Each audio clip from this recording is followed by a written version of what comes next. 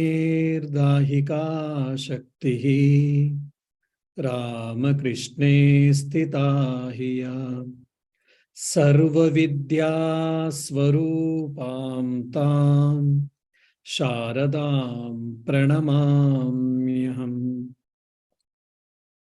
My humble prostrations to Holy Mother Sri Sharda Devi. She is residing in Sri Ramakrishna, just like the burning power is residing in the fire. And she is the embodiment of the divine wisdom. Om, peace, peace, peace. Dear devotees, we were discussing the fourth verse on Prakrutim Paramam, that is the hymn on Holy Mother Sri Sharda Devi. Krupang Kuru He Mahadevi, O the Divine Mother, O the Universal Mother, please have mercy on me. Please be merciful on me. So this Mahadevi is a wonderful word actually, Sanskrit word. Mahadevi, whoever has studied in Devi Bhagavatam, there it comes, who is the mixture of, or the totality of Mahakali, Mahalakshmi, Mahasaraswati, the three goddesses. And these three goddesses resemble Ichha Shakti, the power of will or the power of desire, then Gnana Shakti, that is the power of knowledge, and also Kriya Shakti, the power of action. For any success, for any achievement, first and foremost, we should have a desire. I should become a doctor. I should become an engineer. I should become a monk. I should become a political entrepreneur. I should become a millionaire. I should have a desire and I should have a strong will to attain it, to reach it, to make my desire as a fact. That is called Ichha Shakti. And it has been represented by one goddess. Then the second is Gnana Shakti. I have got a desire. I have got a will to reach it. I have fixed my goal, but I should also have the knowledge. Knowledge about the goal, knowledge about the path which I am taking, what can be the ups and downs, what can be the possible dangers, possible strength and weakness, all these things. So for an example, someone would like to come to Air Vedanta Society. Fine. So whether they would like to come by bus or by walk or by their own vehicle, they should decide it. And once you decide, say for an example, you are coming by bus, then which number bus is going to Air Vedanta Society, Dublin 50? Say like 38 or 38A, one of the standard two buses which comes from city center. So you should have also knowledge. Fine. And you had maybe 1.5 hours or 2 hours only in your hand. So, okay, you took the bus from city center and you started traveling, and you see that it took hour or more than hour just to reach ashram. Then again you have to go back. It takes an hour or more than it. Then you have to spend some time. Then you get restless, you get tension, and you feel, oh my God, I didn't know this much time it will take. So lack of preparation and lack of knowledge. So that's why Gnana Shakti, it is also very, very important. So if I have to come from city center to ashram and again go back by bus and spend some time, at least half an hour, then more or less 2.5 hours to 3 hours I need. Otherwise it is not possible. Okay, if you are coming by vehicle, then half an hour is enough. So Gnana Shakti, the power of knowledge. Then Kriya Shakti. You have got a desire, you have got a knowledge, then you have to get out from your room or house and you have to catch a bus, you have to travel and you have to reach ashram, then spend time in solitude or in meditation here, or attend lecture and again go back. You need a power of action. I want to become a millionaire. I want to become a millionaire. Fine. How to become millionaire? You read the book. No, so you know that what is the way out to become the millionaire or to become the celebrity. But you have to put into action. The ideas or the knowledge you have to put into action. You have to struggle. You have to work hard with skills and smartness. So this Icha Shakti, the power of will, Gnana Shakti, the power of knowledge, and Kriya Shakti, the power of action, all these three great powers resembles three goddesses.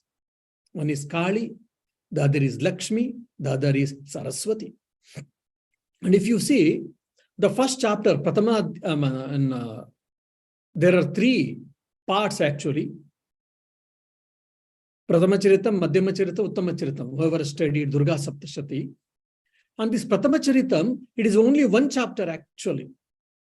So this one chapter, why? It resembles Icha Shakti. And Madhyamacharitam, it is again three chapters. 1:3. These three chapters are the three number, it represents Gnana Shakti, the power of knowledge. Then 3 3s are 9. So the 9 chapters, it is Kriya Shakti. One chapter resembles Icha Shakti, the power of will, and 3 chapters, it resembles the power of knowledge, and 9 chapters, it represents the Kriya Shakti. Because having setting goals, and having the knowledge about the goal and path is not enough. The more thing is required is to put into action.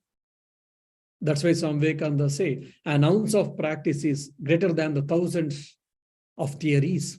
So practice, practice, practice, Swami Vivekananda says. So this Kriya Shakti. So all these three great powers put together is called Mahadevi, the great power, the great universal power, or the great divine power. So that's why, so the author is addressing Holy Mother as Mahadevi. Mahadevi means it is the amalgamation of, it is the totality of these three great powers, universal power. And if you remember Holy Mother Sharda Devi, I think in previous class I did tell, Sham Sundari Devi had a vision of mother goddesses, and also his father Ramchandra Mukhopadhyay also had the vision of the divine mother. So this confirms that Holy Mother Sri Sharda Devi is none other than the divine mother. Krupankuru Mahadevi, Suteshu Pranateshu Cha. I am bowing down to you. As a son, means daughter also you can take. As a child, I am bowing down to you. Pranateshu. So knowingly, I am bowing down to you. I am consciously, I am paying my respects. Sometimes it happens, especially in India. In Hindus, they go to temples. In a temple complex, there are so many different deities. They bow down with all respects and they pray whatever they have desires or wishes to fulfill, and they come back. Sometimes so it happens. The main deities generally more or less they will be knowing, but there are small even deities. And they will not be knowing who are they. Simply they pay their respects and they pray to fulfill their desires and they come out. And when we ask, who is that God? And they say, maybe he, maybe that God, maybe this God. Many times they don't know who is that God actually. So here it is not that. And sometimes in some religions, there is a rule that you have to go to church, you have to go to mosque, you have to go to temple, or you have to pray so many times. So unknowingly what it is, what its meaning, etc., people do pray sometimes. So it is not that type of prayer here. It is knowingly, consciously, I am bowing down to you. So that is the difference. So this is the conscious prayer. So the conscious prayer will have its own efficacy. Why? Because we all know that mindfulness. If you do anything with mindfully, then the success will be higher, the effect will be more. Many times we do meditation, we do repetition of the Lord's name. but unconsciously, then the effect of the meditation, the efficacy of the meditation will be very less. So whatever we should do consciously. So here Suteshu Pranateshu Cha means what? I am your son or daughter, that is child. And knowing that you are the great divine mother, universal mother, I am bowing down to you time and again. And here Suteshu, I am your child, that represents actually it great thing. Means already I have given up the desire for the worldly objects or for sense pleasures, or I am not really interested in that. I am really interested in spirituality. I am really interested in the divine nectar. Generally, we are bound by, or we are, pulled by the nectar of worldliness. But here, I am your son, I am your daughter. So I am not bothered, or I am not moved, I am not pulled by the world nectar of worldliness. Rather, I want to drink the nectar of immortality. I would like to drink the nectar of devotion. I would like to drink the nectar of absolute peace or the divine grace. So I am your child. So I'm bowing down to you. See, this one word, I am your child, that represents or that signifies all these deep meanings. When we sing, oh, Suteshu Pranateshu Cha, just few seconds, 2-3 seconds, we sing in a tune and we go away. We go further. But if you know this meaning, then it will give a lot of effect. So, I am adoring your lotus feet. I am taking shelter at your lotus feet. Please protect me and please make me fit enough to drink the nectar of immortal bliss. What a beautiful idea. Then, Charanashraya Danena. I am begging you to give shelter at your holy feet, at your lotus feet. Now, Charanashraya Danena, why? Why it is required? Because Holy Mother herself has said, my dear son or daughter, my dear child, whenever you are in distress, whenever you are in problem, just say, I have a mother. And when she's a universal mother, she doesn't discriminate between any caste, any religion, any country, any race, any ethnicity. And every being, every human being, every animal, bird, beast, everyone is her child. That's why she's known as universal mother. And she gives shelter for everyone. What is the requirement? Or why should we pray again, especially that you give shelter at your feet? She's a universal mother. She gives her shelter for everyone. Yes, but here you should remember, no doubt, Sri Ramakrishna says, a devotee asks, why do people suffer? Sri Ramakrishna gives a beautiful answer. And it is so simple and so, deep meaning. It is not that easy to understand. We have to meditate on that. We have to think deeply on that. We have to cogitate on that. Sri Ramakrishna tells, God is residing in every being. God is residing in every being. But everyone is not residing in God. But everyone is not residing in God. That means what? The divinity, it resides in everyone, no doubt. But I am not in God. That means what? I am not thinking God. I am not desiring God. God means your divinity or supreme spirit, supreme power. So I am not desiring the supreme spirit. I am not desiring the nectar of immortal bliss. I am not desiring the divine grace, which is the ultimate thing which every one of us we have to achieve or attain. That's why we suffer. So this Charanashraya Danena also that signifies that great idea. So instead of craving, of course, I'm not saying that we should not crave for worldly enjoyment, worldly possessions, worldly accomplishments, no doubt. whoever wish they can crave, no doubt. But here, the author is signifying that I want your feet alone. I want to take shelter at your holy feet. I don't want anything else. Why? Because once I get your shelter, then I don't need anything. That is the supreme in nature.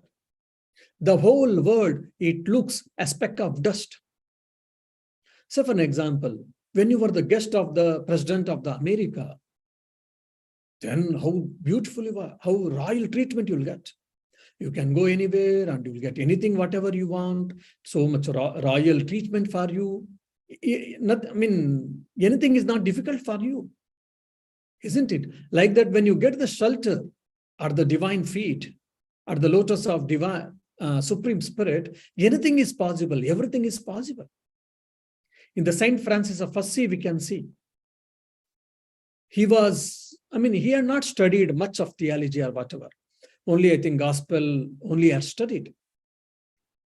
And he was made for test to make him the priest or bishop or whatever. Everyone were well aware because he was mystic in his approach, and he was not a studious student like anyone who used to study the theology, all their doctrines and all. He believed in Christ, he used to pray, and he used to have his own the visions of Christ in his own way. But some portion of the gospel or some part of the gospel he knew by heart. And when he went for exam or a test, a particular cardinal or the bishop, he called that part of the gospel which the Saint Francis of Assisi knew very well.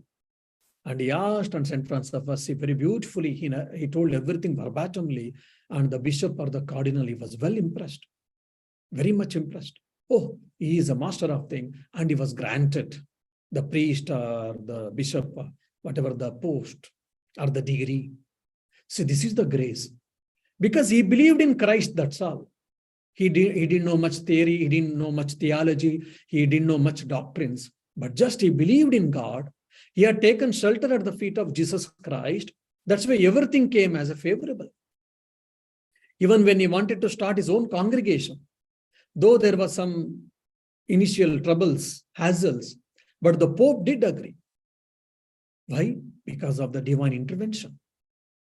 So when the divine intervention happens, when the divine grace falls on us, when the God wills, whatever impossible, it becomes possible.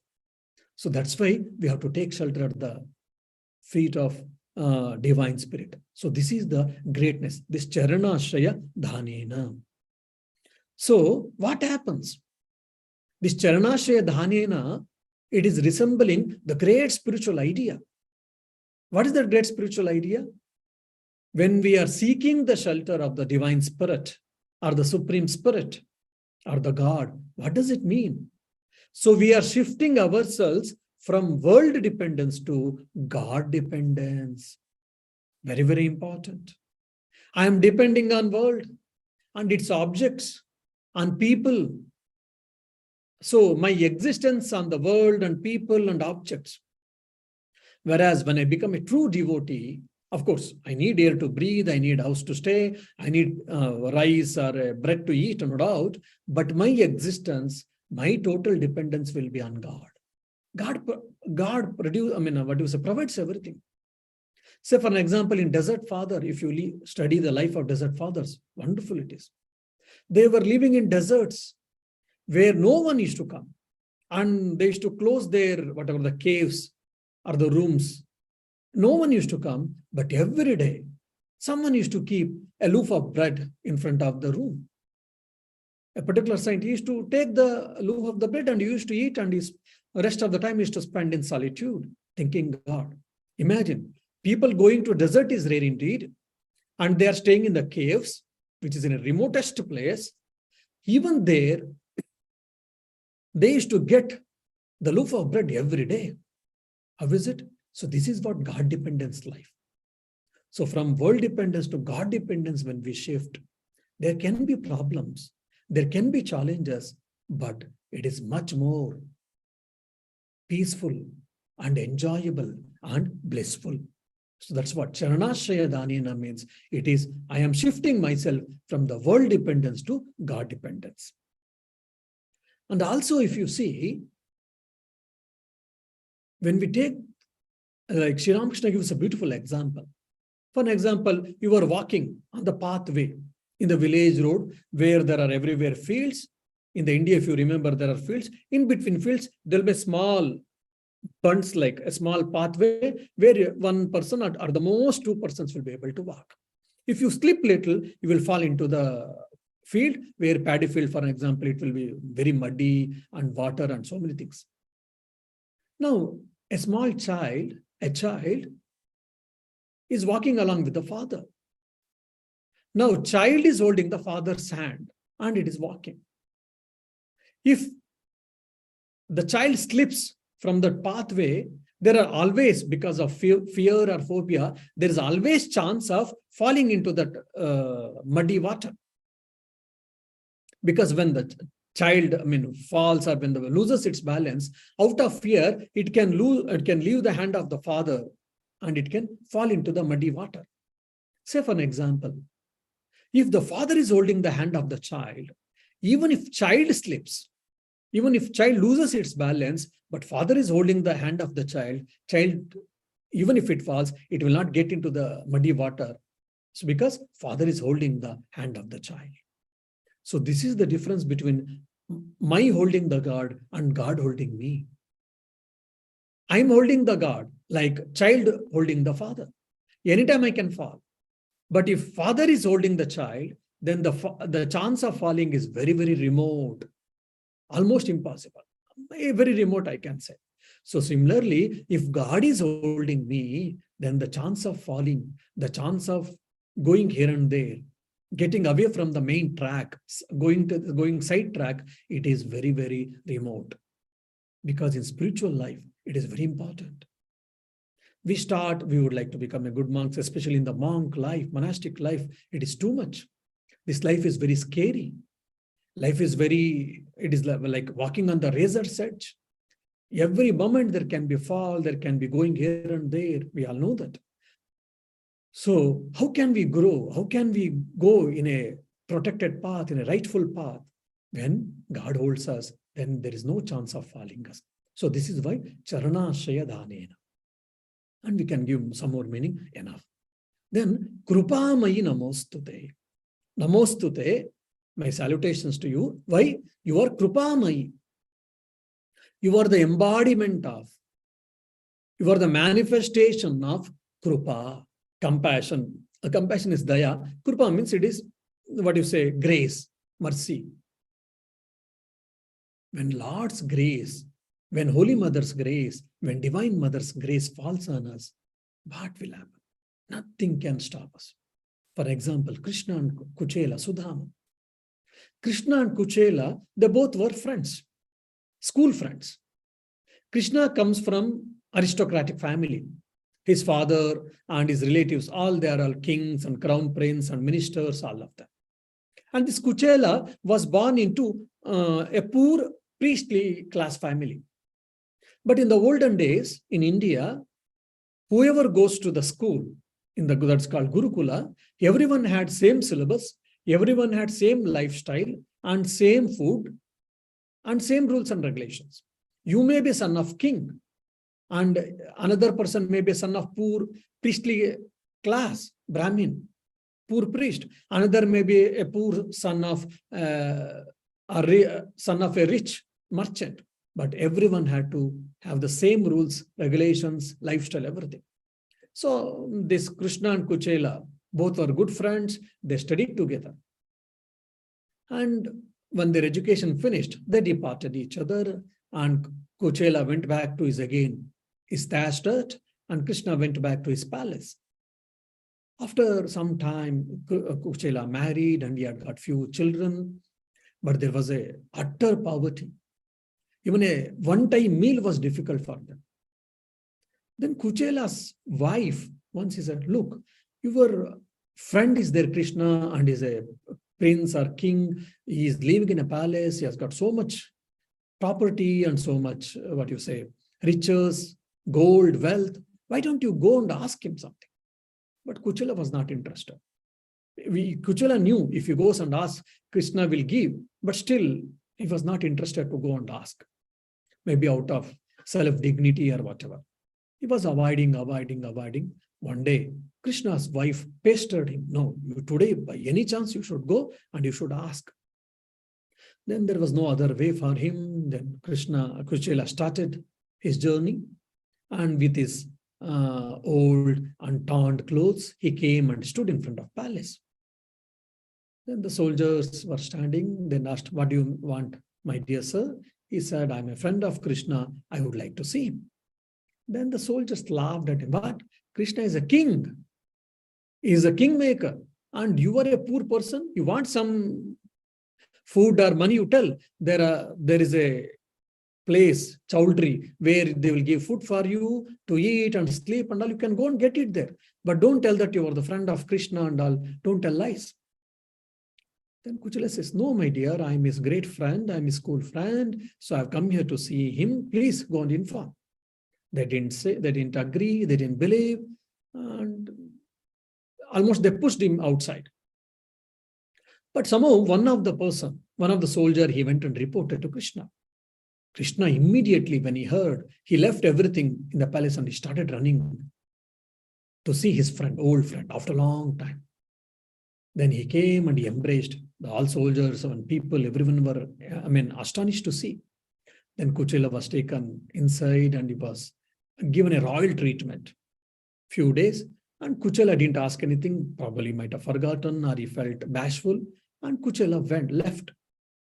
When he came back to his house, he sees there is no more hut there. A good, decent house has been built. Then a lady is wearing a silk saree and some ornaments. And some children are playing. They are wearing all a decent dress with some basic, at least some ornaments and etc. He started feeling, whether did I come to wrong place? Or people took away, destroyed my hut and someone built the house. Who is this lady wearing such a silk saree and all? Where is my wife? What happened to my children? He was scratching his head and he was unable to understand what is happening, what happened. And he was thinking, what should he do? He was in great shock. Then that lady understands that her husband has come. She comes, "Arey, why are you standing here? Come back. Come to your house. See her." It took for a few seconds for him to understand that she is his own wife, because costume and everything has changed. Then he was in great shock. He went inside and he had some water and some rest. Then he started asking, what happened all of a sudden? How this changed? Where this wealth, house, everything? Then she said, "You were the person, you went to Krishna and you asked. As soon as you went, in no time, Krishna's people, soldiers came and they built this house and they did everything and they gave ornaments and they gave enough money and clothes for us, for me and children, for you also it is there." All these things she explained. Then tears rolled down on the cheeks of Krishna, Sudama or Kuchela. He didn't ask anything, but still Krishna understood why he had come and he has helped unaskingly. So this is the one simple example of the divine grace. When the divine grace falls on us in the world, nothing can stop us of our progress. It can give security, it can give progress, it can give happiness, it can give bliss, it can give peace, it can give anything and everything. There can be problems. There can be ups and downs in the life. There can be some criticisms. There may be some difficulties we may have to face. No doubt. Even God's grace is there. All of these things we may have to face. We may have to undergo a lot of afflictions, adverse circumstances, criticisms, whatnot. But still, we'll be able to get out from all these things and we'll be able to cross over all these things and we'll be able to reach our destiny. We'll be able to get whatever we need it. So this is the greatness of the Krupa from the devotional point of view. And if you see all the great people's life, that's what we see. And also here, Namostute, it is not simple just salutations, it is the act of surrendering. O Mother, Divine Mother, O Universal Mother, Universal Power. Knowing or understanding that your universal power, The whole world has been created by you and maintained, sustained by you or in you, and it will be dissolved by you or in you. Srushti, Sthiti, Vinasha, Rupini. The whole world is created by you or in you. It is sustained, staying in you and dissolved by you or in you. So knowing that you are that great power, I shall surrender at your feet.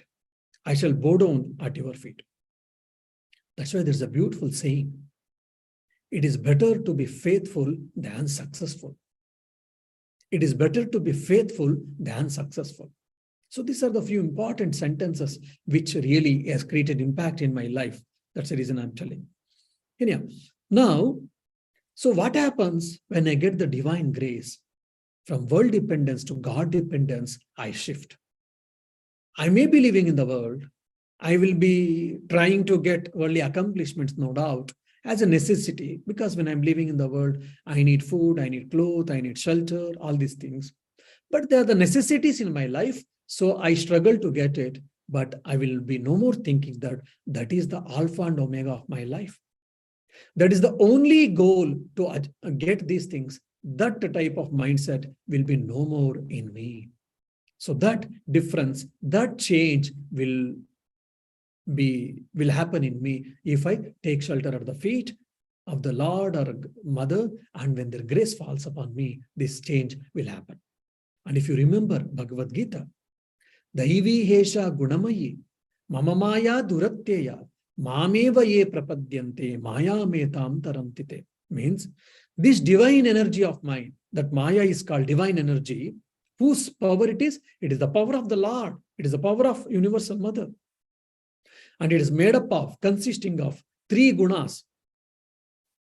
And it is the material nature of the world. The world is made up of these 3 gunas, 3 qualities, and it is difficult to overcome. Very, very important. Difficult to overcome. But those who have surrendered unto me can easily cross behind it. These 3 gunas, it is very difficult to overcome. But whoever has taken the shelter of the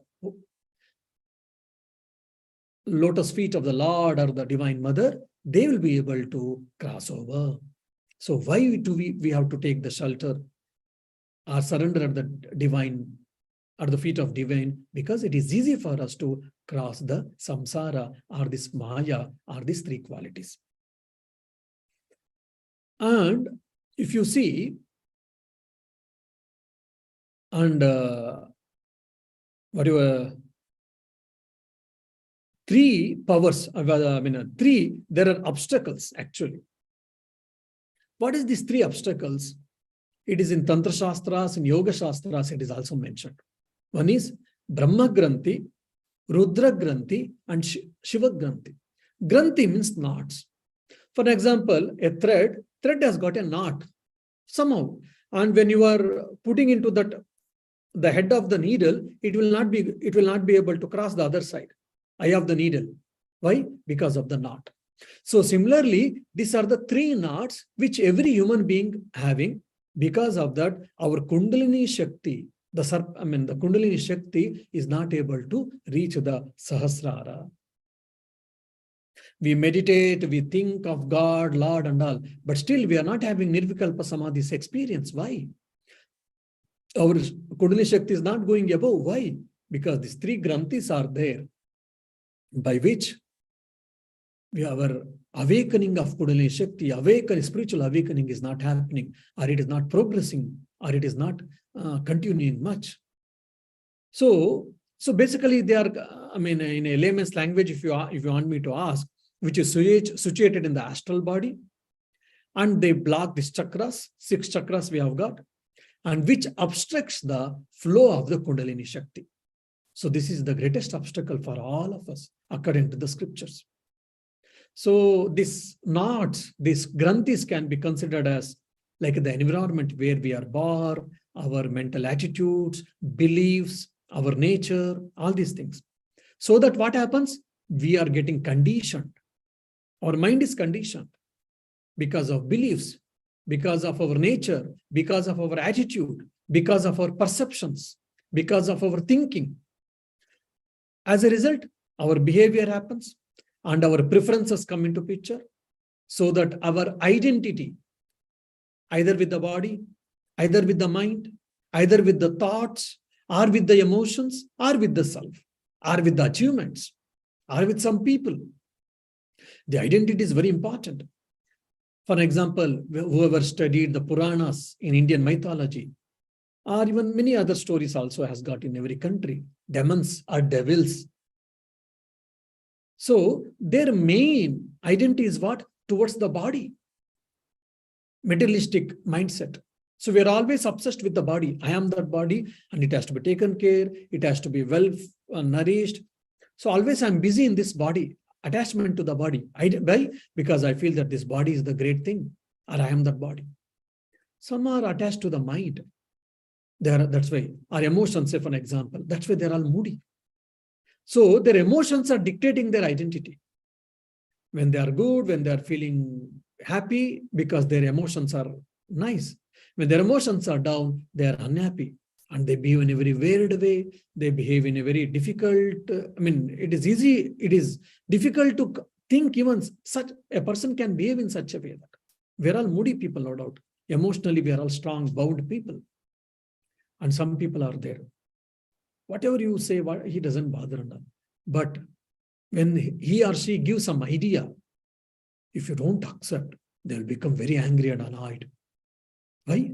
Because their identity is an intellect. And for an example, he or she gave us some statement, some article, a piece of article was shared by her. And I shared that article without putting the courtesy. Of course, it is ethics, also part of ethics, we have to do it. But for some reason, I didn't do it. And he or she came to know that. Immediately, they will be angry, they will be annoyed, they may cut the relationship, they may write a strong letter, they may quarrel, they may discontinue to have any conversation with us. Why? Because their identity is in the intellect or with the ideas. And if you challenge their ideas, if you challenge their opinions or perceptions, they become very weird. They strongly react. So identity is also very, very important. We don't think actually. If you think slowly, sitting, we'll understand. Either our identity is with the body, or with emotions, or with the ideas or intellect. Very few people, great saints and prophets, incarnations, spiritual luminaries, their identity will be with the self, a spirit, that is called spirituality. And some people's identity will be achievements always. They will be keep on boosting. I did this, I did that, etc., etc. Their identity is what? With the achievements. And some people's identity will be name and fame. If you praise them, they are ready to help you at any cost, at any cost, and they're ready to take care of you at any distance. Why? Because they are the slaves for this name and fame. So they feel that the name and fame is their food, their life. Their identity is with the name and fame. So such a people, if you applaud them bit, if you praise them bit, they are ready to help you, they are ready to protect you, they are ready to serve you, they are ready to do whatever, more than whatever they can do it.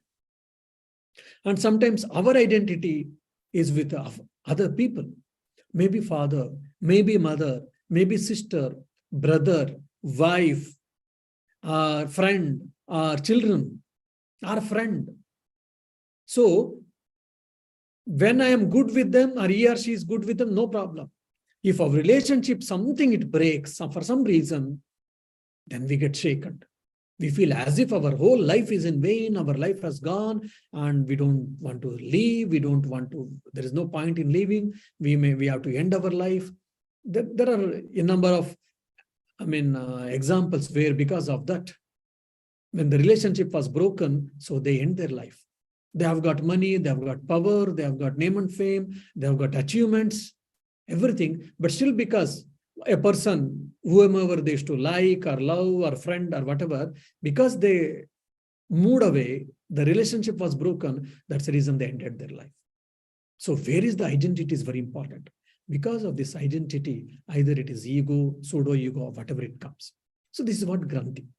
Now, in the earlier verse also, we see Gnanadayike. She is the bestower of knowledge.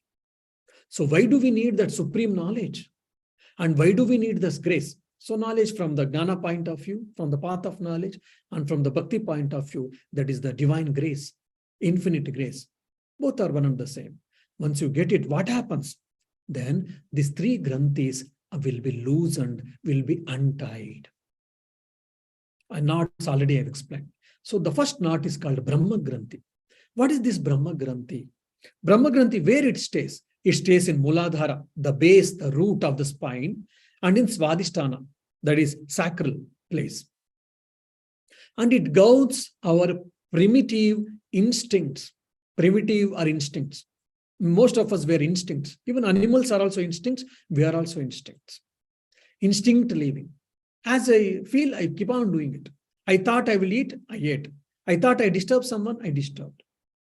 So instinct living, that is what animal living. If we are all instinct living, if we are doing, we have got human body, but still we are behaving like animals. So we have to understand. So from instincts, we have to evolve ourselves to the intellectual living. Discrimination living, that means life of discrimination. I should, before doing anything, I should discriminate. I should think, whether should I do or should I not do? By doing this, what happens? It is good action or bad action, right action or wrong action, ethical or unethical, moral or immoral, which is beneficial and which is not beneficial. So thinking, discriminating, and holding on to right, and leaving, trying to leave the wrong things. This is what discriminative living, intellectual living, at the level of living at the level of intelligence. Then again, we have to, you have to go to the intuition. Dhiyo yona prachodayat in Gayatri Mantra when we say. So that Dhi is the highest faculty of the mind or the intellect. Whereas this Brahma Granthi, when we are living at the level of this Brahma Granthi, then what happens? We live at the level of instincts.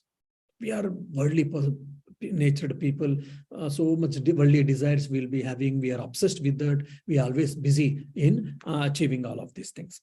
The tendency will be what? It is tamasic nature, known for laziness, and their life and their work and their thinking and their, personality will be in chaos, confusion, full of confusions, doubts, lethargy, anxiety, ignorance, ignorant living. That's what the tendency. So basically, the person will be always busy in fulfilling their basic needs, food, clothes, shelter, busy in that only. Or otherwise, they're busy with the just procreation, the sexual instincts, whatever we say. They're always busy in that. Then materialistic pleasures, materialistic interest. See, that doesn't mean that we should not strive for all these things. No, definitely. When we are living in the world, we need all these things. We should strive for that. But what I mean it, we should not stick on there only, or we should not confine ourselves only in this materialistic pursuit. That's what we mean. So individuality is very important. So he will be functioning under the influence of ignorance, anxiety, apathy, all these things. Basically, instinct living. Very base living, actually, you can say. So when the second is Vishnu Granthi. So if the Brahma Granthi has been untied and he has elevated, he is evolved, spiritually evolved, mentally is evolved, intellectually is evolved. So his Kundalini Shakti has been aroused. Then Vishnu Granthi, the second knot. So this Vishnu Granthi resides where? In Manipura and Anahata. Anahata is heart. Below there is a navel that is called Manipura. So in the navel or in the heart portion, this chakra, this Vishnu Granthi resides. So what is the tendency of this Vishnu Granthi, the Vishnu knot? The people will be Rajasic in nature, highly individualistic, highly egoistic. They'll be very passionate and they're ambitious and they'll be highly self-centered. And they want to achieve always, no doubt. So achieve people of full of, they want to achieve, they want to do that, they want power, hunger, name and fame, hunger, all these things will be there. And generally these centers concomitant to emotional bondage, attachment, psychic abilities. And a person will be always trying to self-cherish, and he always busy in accumulations, materialistic accumulations, and there is no never end. I wanted one house to stay fine. I want a vehicle to drive and to use to travel fine. I need a minimum bank balance or so much bank balance. Say, for example, 5,000 euros for my living and for my family fine. But I'm not stopping there. I want more and more. I'm becoming busy more and more to have more and more money and neglecting everything. That's what important. So basically, they are gowned by their own ego, self-esteem egos, and they are very passionate, very ambitious, and they are very pride in nature. They have got intense desire for name, fame, possessions, power, and self-importance. All these things will be there. And the third is Rudra Granthi. This Rudra Granthi is situated in the Vishuddha and Agna.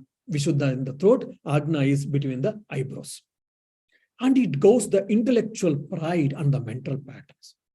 I am very intelligent. I'm a research person. I'm a scientist.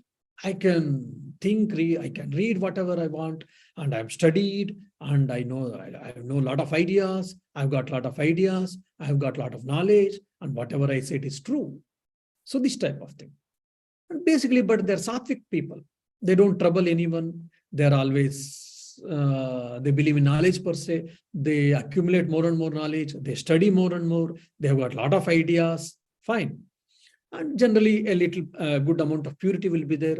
Little balance also will be there. Harmony, creativity, positivity will be there. But if you touch their ego with respect to ideas, with respect to their thoughts and philosophy, then they will revolt. So basically, instincts are less here. It is more of not even emotions. They are in ideas. They live at the level of ideas because they're always busy in intellectual pursuit. And distinction, I would say discrimination, ethics, morality to the larger extent will be well established in such people. And the ego will be refined here. And it will not be very base and it will not be very, wrong way, but it will be very refined way. In very subtly, they will express their ego or they will try to show who are they or what are they. So these are the three granthis.